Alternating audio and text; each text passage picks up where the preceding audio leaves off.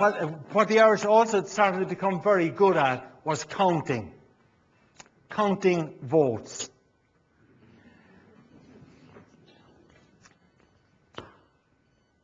The Irish started to dominate politics in New York, in Boston, and in Chicago, and most famously in Chicago. Vote early and often, he said, maybe the living and even the dead. For if you want your best election to win the next election, vote twice from your funeral bed. Here in Chicago, of course, we became most famous, and the two Mayor Daleys dominated Chicago politics for a long, long time. And Mayor Richard Daley, the first Mayor Daley, was well known for getting out the vote. He was also a man that was really good at mangling the English language. He claimed that he once said, they've vilified me, yes, they have crucified me, why, they have even criticised me.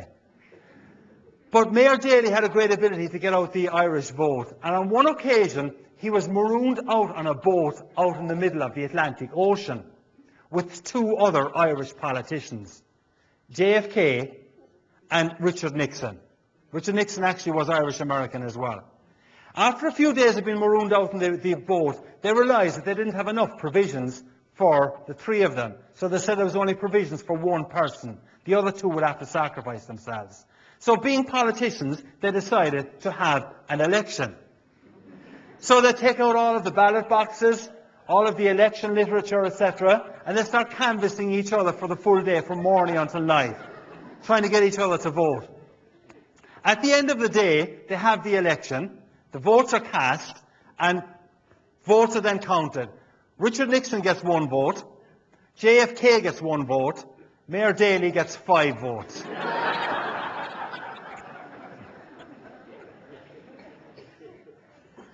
Mayor Daley is famous for stealing, and might be the word, the election in 1960 here in Illinois for JFK.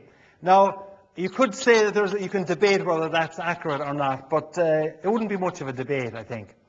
But the day after the election of JFK, little Sean Mooney was crying in his kitchen down on the south side. And his mommy took time away from making the Irish stew, and she went over to little Sean Mooney. She kind of wiped her hands off her apron, because she was also kneading dough for the famous soda bread that she was famous for. And she said, "Little Sean Mooney, why are you crying?"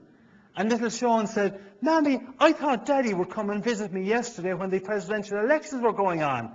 And his mother said, "Little Sean," he was always known as Little Sean. Even when he grew up to be 6'3" and he came back from Vietnam, the neighbours used to say, "Well, hasn't little Sean got very tall?" But his mammy said, "Little Sean, you know your daddy's in heaven with St. Patrick and with St. Bridget and St. Oliver Plunkett, the last Irish Catholic saint to be killed by the British for his faith." I know you tell me that, Mammy, all of the time, but yesterday when the elections were going on, I heard my Uncle Patrick say that my daddy voted 3 times. Now, whether or not Daley fudged the elections too much, it should also be said that down in Texas at that stage, and I know we've got some people from Texas here, Lyndon Baines Johnson, Kennedy's running mate, was also at the same time massaging the election down there. So don't just blame Daley for that.